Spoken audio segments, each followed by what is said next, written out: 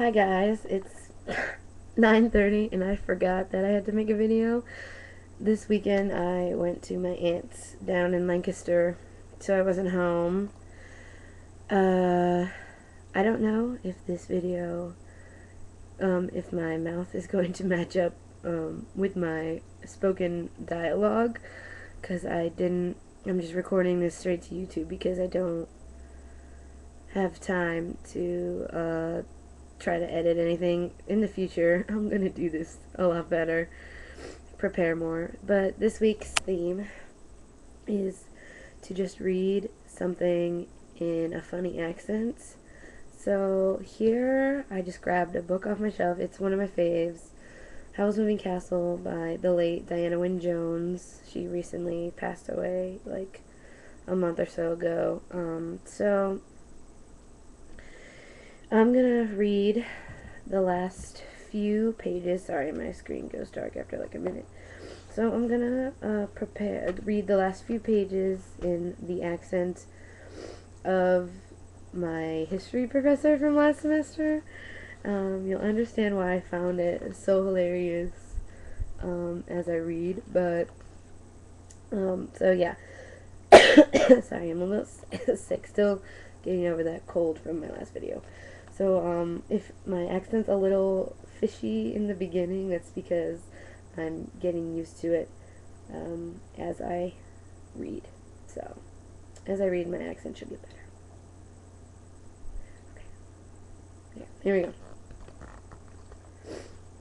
The heart went in. As soon as it had disappeared, Howl stirred about. He gave a loud groan and rolled onto his face. "Hell's teeth," he said. "I've got a hangover." "No, you hit your head on the floor," Sophie said. Howl rose up on his hands and knees with a scramble. "I can't stay," he said. "I've got to rescue that fool Sophie." "I'm here," Sophie said, shaking his shoulder, "but so is Miss Angorian. Get up and do something about her, quickly." The stick was entirely in flames by now. Martha's hair was frizzling, and as it dawned on Miss Angorian that the scarecrow would burn, she was maneuvering to get the hovering stick into the doorway. As usual, Sophie thought, I didn't think it through. Howl only needed to take one look. He stood up in a hurry. He held out one hand and spoke a sentence of those words that lost themselves in claps of thunder.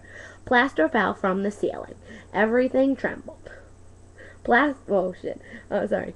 But the stick vanished, and Howl stepped back with a small, hard, black thing in his hand. It could have been a lump of cinder, except that it was the same shape as the thing Sophie had just pushed into Howl's chest.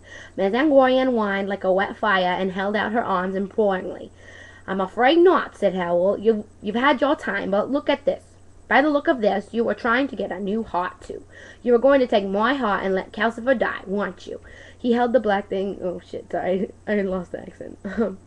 He held the black thing between both palms and pushed his hands together.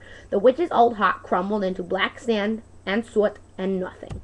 Miss Angorian faded away as it crumbled. As Howl opened his hands empty, the doorway stood empty of Miss Angorian, too. Another thing happened as well. The moment Miss Angorian was gone, the scarecrow was no longer there either. If Sophie had cared to look, she would have seen two tall men standing in the doorway, smiling at one another. The one with the craggy face had ginger hair. The one with a green uniform had vaguer features with a lace shawl draped round the shoulders of his uniform. But Howl turned to Sophie just then. "Gray doesn't really suit you," he said. "I thought that when I first saw you." "Calcifer's gone," Sophie said. "I had to break your contract." Howl looked a little sad, but he said, "We were both hoping you would. Neither of us wanted to end up like the witch or Miss Angorian. Would you call your hair ginger?" "Red gold," Sophie said. Not much had changed about Howl that she could see. Now he had a heart in his heart back, except maybe his eyes seemed a deeper color, more like eyes and less like glass marbles. Unlike some people, she says, it's natural. So, that's all. Hope that was okay. So yeah, I'm just gonna finish now and let this upload. I know I messed up, but I'm not gonna re-record it. I don't have time for that. So, yeah. That's all.